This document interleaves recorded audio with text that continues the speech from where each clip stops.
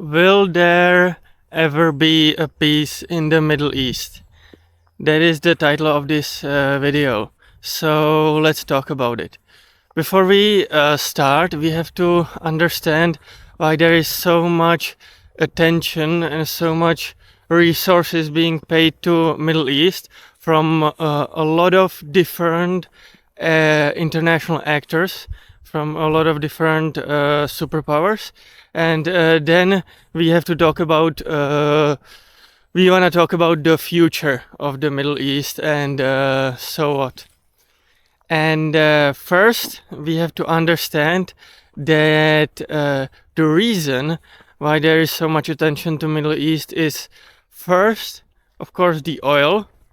Historically speaking, the British Empire during the previous century was mainly a coal-based economy, but it became apparent during the First World War, and especially during the Second World War, that our economy is changing and moving, and from coal-based economy we are slowly but surely moving to oil-based economy. And so what empires naturally do is that they start to search for the resource, and if they can't find it at home, they will seek this resource abroad. They started to seek the British Empire around the Middle East because from historical text there were mentions of a resource that is black in nature, that comes up from the ground, and so thanks to the historical text they started there, and they acquired certain deals with what's today known as the Kuwait. That's where the British Petroleum Company started, I believe, their first drilling. And so naturally, a lot of other superpowers started to be interested in Middle East as well. Slowly but surely, everyone wanted their stakes there. And that's what creates a lot of conflict, a lot of regional conflict, and a lot of conflict over the resource, the precious resource that is oil today. And we often forget this, but before the United States invaded Afghanistan, well before that, actually the Soviet Empire, the Soviet state, tried to control Afghanistan during the 80s.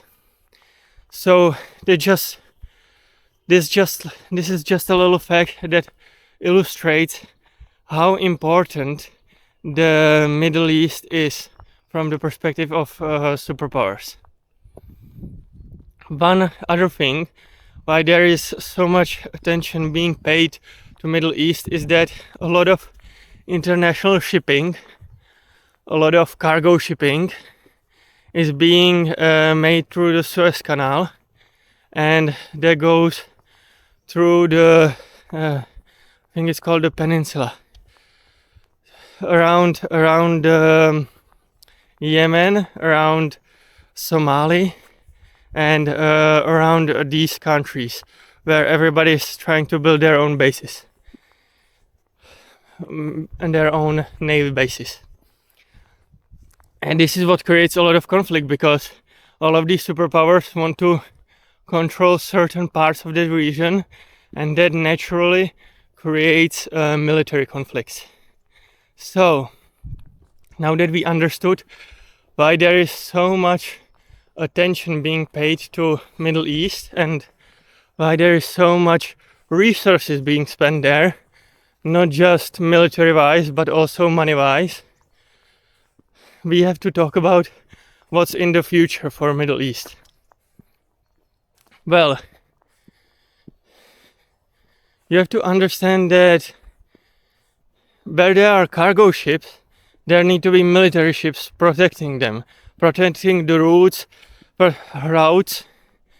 the shipping routes and protecting the cargo from pirates.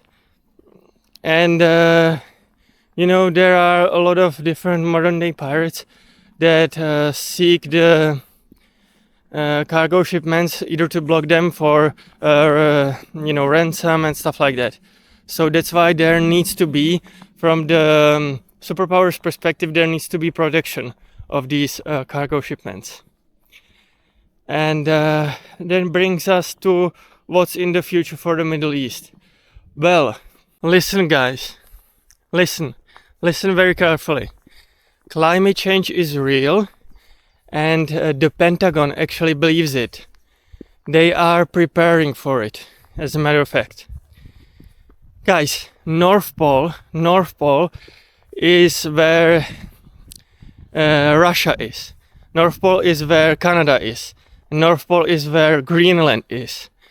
North Pole does not have a ground. There is no dirt underneath the ice. There is only ice. There is no land on which the icebergs are actually standing on. There is just frozen water.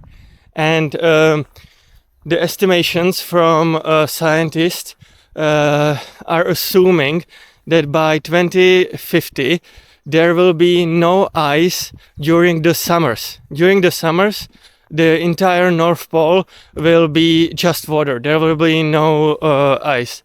That is a estimation. It's not certain if it's going to happen or not, but it is just a estimation.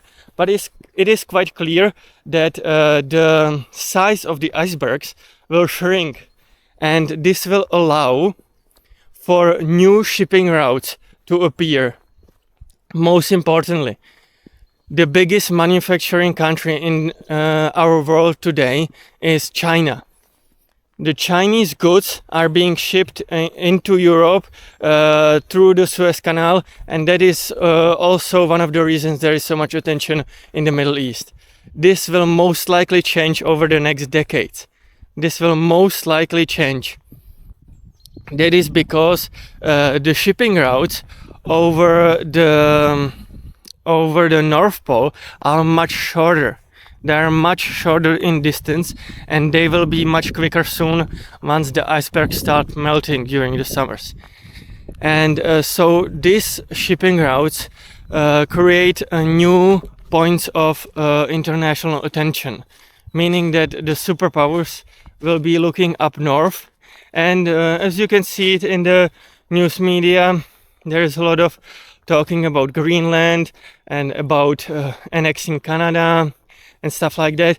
I don't think that's going to happen, but what will happen is that there will be much more attention being paid up north, because it's just much shorter for the cargo ships to travel. And this will essentially create sort of a relief for the Middle East, because the international attention will just shift, and that means resources will shift. And this means obviously military resources will shift. There will be new bases being built in up north, up there. There will be new navy docks being built around Greenland and around the islands that Canada has that are not, basically no one lives there. They are really up north. And so thus will do Russia on the other side of the North Pole. And as the attention is moving up north, there will be just much less and less attention in the Middle East. So hopefully we will get much more peaceful interactions. There will be much less money to spend on missiles and murdering innocent people and stuff like that. So hopefully we will get more peaceful resolutions in the Middle East. Mainly because there won't be money. There won't be money to be, creating conflicts. However, this won't happen right away. These things, these changes happen gradually. We often underestimate what can happen in 10 years, but we tend to overestimate what happens in a year or in 2 years. So these changes will definitely take time, and it will take some time. That's just crystal clear. So back to the North Pole. Basically, the same way what applied to Middle East will apply to the North Pole. There will be new shipping routes, and these cargo ships will need protection. They're just crystal clear. That's the reality of international shipping. If there are cargo ships, they need protection.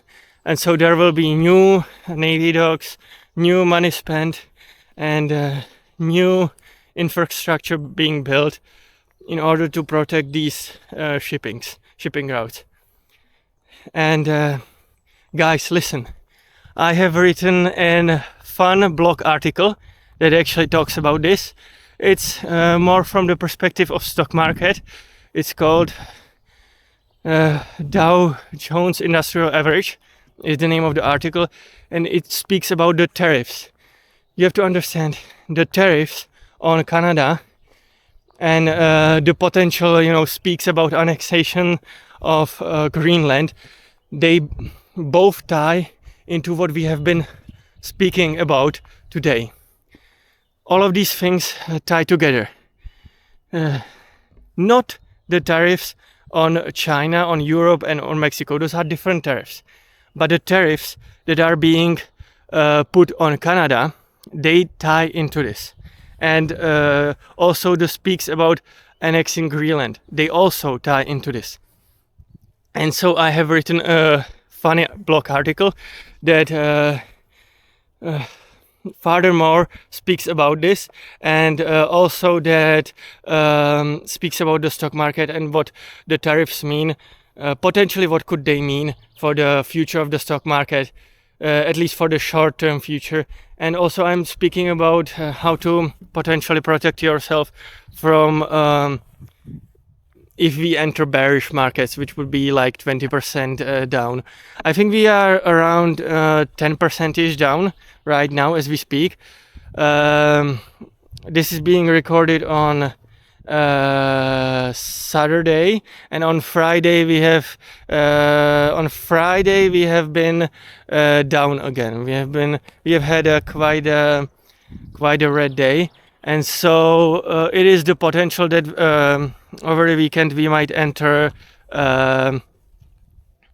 potentially more downside.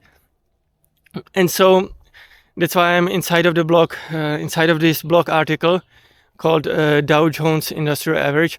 I'm talking about how you could potentially protect yourself. And so I would love if you could, guys, check it out. Also, listen up. This is very important. Make sure to smash the like button. Make sure to smash the subscribe button so that you don't miss out on future videos. Listen, guys, on this channel I usually do just fun content and just vlogs and stuff around, but I might mix it up with a little bit of geopolitics and stuff like that.